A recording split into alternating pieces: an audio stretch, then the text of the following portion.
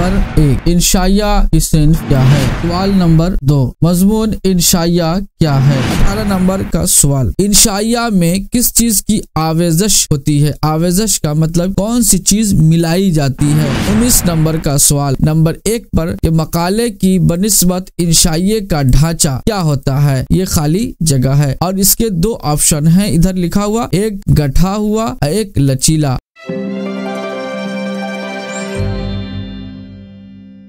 मोहतरम नाजरीन इकराम, सलाम मसनून। उम्मीद है आप खैरियत से होंगे। आपके अपने YouTube चैनल नूरानी क्लासेस में हम इस्तकबाल खैर मकदम करते हैं। आज हम पेश करने जा रहे हैं अहमद जमाल पाशा की हालात जिंदगी के बारे में। नाजरीन इकराम, अब तक के आपने कहकशा हिस्सा दोम के बहुत सारे चैप्टर्स आपने देखे होंगे। उन्हीं कहकशा हिस्सा दोम के निसाब में से एक अहमद जमाल पाशा की तहरीर और इनकी हालात जिंदगी है। तो आइए हम वीडियो को शुरू करते हैं और देखते हैं अहमद जमाल पाशा के बारे में। अहमद जमाल पाशा, ये इनकी तस्वीर है अहमद जमाल पाशा की। अहमद जमाल पाशा 1929 ईस्वी में पैदा हुए और ये पैदा हुए इलाहाबाद के मोहल्ला खुल्द आबाद में। कहाँ पैदा हुए? मोहल्ला खुल्द आबाद में पैदा हुए। इनके वालिद का नाम शुजाअत हुसैन है। क्या नाम है इनके वालिद का? शुजाअत हुसैन। और दादा का नाम नजफ अली था। शुजाअत हुसैन की 2 शादियां हुई, यानी अहमद जमाल पाशा के जो वालिद थे उन्होंने 2 शादियां की और अहमद जमाल पाशा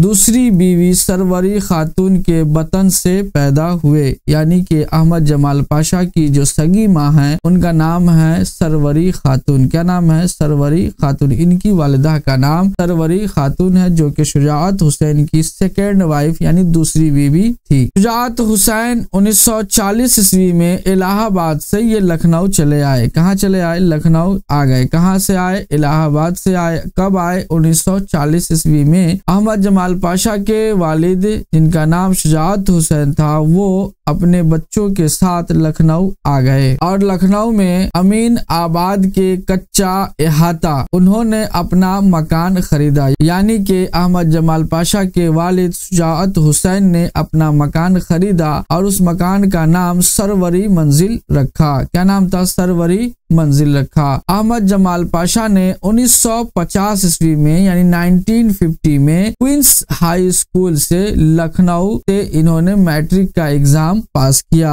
यानी कि 1940 ईस्वी में शुजाअत हुसैन अपने बच्चों के साथ लखनऊ आते हैं और इनका ही एक लड़का जिनका नाम अहमद जमाल पाशा था, ये क्वींस हाई स्कूल लखनऊ से मैट्रिक का एग्जाम 1950 ईस्वी में हासिल करते हैं। शुजाअत हुसैन 1940 ईस्वी में जब लखनऊ आ गए उसके ठीक 10 साल के बाद अहमद जमाल पाशा ये वहीं से यानी लखनऊ से ही, जो कि नाम है क्वींस हाई स्कूल, उस हाई स्कूल से अहमद जमाल पाशा ने मैट्रिक का एग्जाम दिया और ये क्वालिफाई हुए 1950 ईस्वी में। उसके बाद फिर ये 1953 ईस्वी में यानी कि उसी के 3 साल के बाद क्रिश्चियन कॉलेज से इंटरमीडिएट का इन्होंने एग्जाम दिया। कौन एग्जाम दिए? अहमद जमाल पाशा 1953 ईस्वी में क्रिश्चियन कॉलेज से इंटरमीडिएट का एग्जाम क्वालिफाई कर लिए और उसके बाद फिर ये लखनऊ यूनिवर्सिटी से BA का एग्जाम भी दे लिए। कब दिए? 1956 ईस्वी में, 3 साल के बाद। यानी कि 1953 में इनका एग्जाम इंटर का क्लियर हो गया। फिर 1953 में ही इन्होंने एडमिशन लिया ग्रेजुएशन में और first year, 2nd year, 3rd year complete करके 1956 ईस्वी में इन्होंने ग्रेजुएशन यानी BA कंप्लीट कर लिया और 1958 ईस्वी में 2 साल के बाद अलीगढ़ मुस्लिम यूनिवर्सिटी से इन्होंने MA का एग्जाम क्वालिफाई कर लिया। उसी दरमियान में जब ये PG कर रहे थे यानी MA कर रहे थे, उसी दरमियान में मुस्लिम अलीगढ़ यूनिवर्सिटी में एक मैगजीन निकलता था जिसका नाम था सर सैयद हॉल मैगजीन। उसी मैगजीन का इन्होंने पैरोडी नंबर निकाला, यानी पैरोडी नंबर बोलते हैं कि कोई भी आदमी अपने फन में माहिर हो और फिर वो उस महारत के जरिए से कोई खास एग्जाम दे करके और वो उसमें क्वालिफाई कर जाए। तो अहमद जमाल पाशा ने भी अपना पैरोडी नंबर निकाला और निकाल करके उस स्कॉलरशिप के ये हकदार बन गए। और उसी साल यानी कि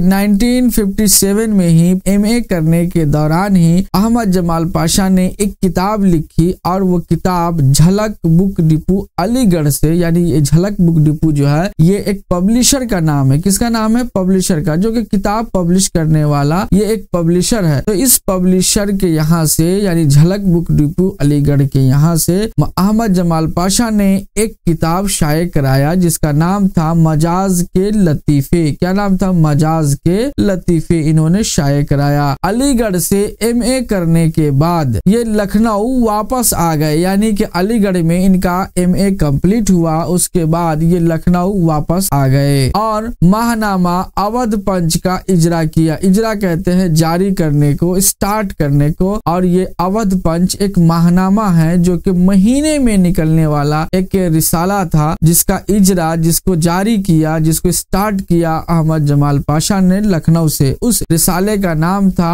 अवध पंच। क्या नाम था? अवध पंच। और एक रोजनामा भी जिसका नाम कौमी आवाज था, इसकी शोबाए इदारत में शामिल होगा, यानी एडिटर के ओहदे से जो शोबाए इदारत है उसमें ये शामिल हुए और 1976 ईस्वी तक, जो कि जुलाई का महीना तक ये वाबस्ता रहे। इससे कौमी आवाज से ये रोजनामा था, डेली निकलने वाला एक पेपर था जिसका नाम था कौमी आवाज। ये कौमी आवाज में शोबाए इदारत में काम करने लगे और 1976 तक के वो उसी इदारत से मुंसलिक रहे। अब नाज़रीन इकराम आइए उनकी कुछ अज़दवाजी जिंदगी के बारे में भी मालूमात हासिल करते हैं। अहमद जमाल पाशा की 2 शादियां हुई, 2 मरतबा ये अज़दवाजी रिश्ते में बंधे, यानी कि पहली बीवी से जब इनकी तलाक हो गई और ये अलहदा हो गए, अलग हो गए, तो 1966 ईस्वी में इनकी फिर दूसरी शादी हुई। किनकी? अहमद जमाल पाशा की दूसरी शादी हुई। और इत्तेफाक देखिए कि जो दूसरी बीवी थी इनकी, उनका नाम था सरवर जहां। इनकी वालिदा का नाम सरवरी खातून और उनसे ही मिलता जुलता नाम सरवर जहां, जो कि इनकी सेकेंड वाइफ का नाम था। और यही बाद में चलकर, यानी सरवर जहां का ही नाम बाद में चलकर सरवर जमाल के नाम से मशहूर हुआ और उनकी ही अहलिया सरवर जमाल के नाम से मशहूर हुई। 1976 ईस्वी में मुस्तकिल तौर पर वो कयाम के लिए यानी ठहरने के लिए अपना घर चेंज करके और वो ससुराल आ गए सीवान। कहाँ आ गए? सीवान वो चले आए। कब आए? 1976 ईस्वी, यानी उधर रोजनामा कौमी आवाज को अलविदा कहा, रुखसत हुआ और फिर वो अपने सीवान चले आए जहां उनका ससुराल था और वो ससुराल में आ गए। फिर आने के बाद क्या हुआ? तो आने के बाद यह हुआ कि 1976 ईस्वी में ही उन्हें ज़किया आफाक इस्लामिया कॉलेज में उर्दू लेक्चरर की मुलाजमत मिल गई। यानी सीवान में एक कॉलेज है जिसका नाम है ज़किया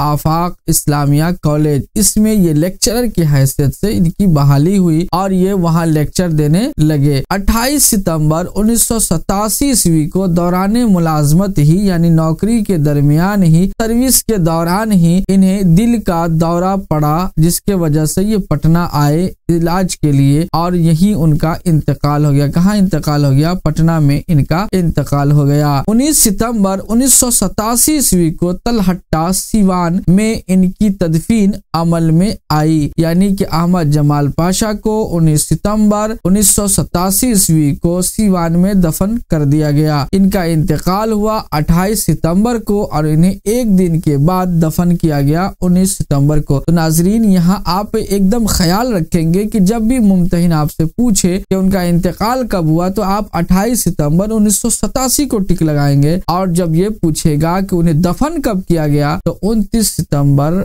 1987 ईस्वी का ख्याल रखेंगे, यानी एक दिन के पहले इंतकाल हुआ, एक दिन के बाद ये दफन किए गए। अहमद जमाल पाशा ये कुल वक्ती अदीब थे, यानी कि ये हमेशा के अदीब थे और तंज़ो ज़राफ़त उनका खास मैदान था। इस बात का एतराफ़ करते हुए गालिब एकेडमी ने 1986 में यानी 1986 इनके इंतकाल से एक साल कबल सागर सूरी गालिब अवार्ड उन्हें अता किया। उनकी अहम किताबों के नाम इस तरह हैं। क्या क्या नाम है? देखिए, पहला अंदेशाए शहर, ये याद रखेंगे नाम। जितने भी किताब के नाम हैं ये जरूर आप याद रखें ताकि आपको ऑब्जेक्टिव एग्जाम में बहुत सारे किताबों के नाम आएंगे और उस वक्त पूछा जाएगा कि ये किनकी किताब है तो आपको याद रहना चाहिए। दूसरी किताब है सितमे इजाद, लज्जते आजाद, मज़ामीने पाशा, चश्मे हैरां, पत्तियों पर छिड़काव, ज़राफ़त और तनकीद, उर्दू के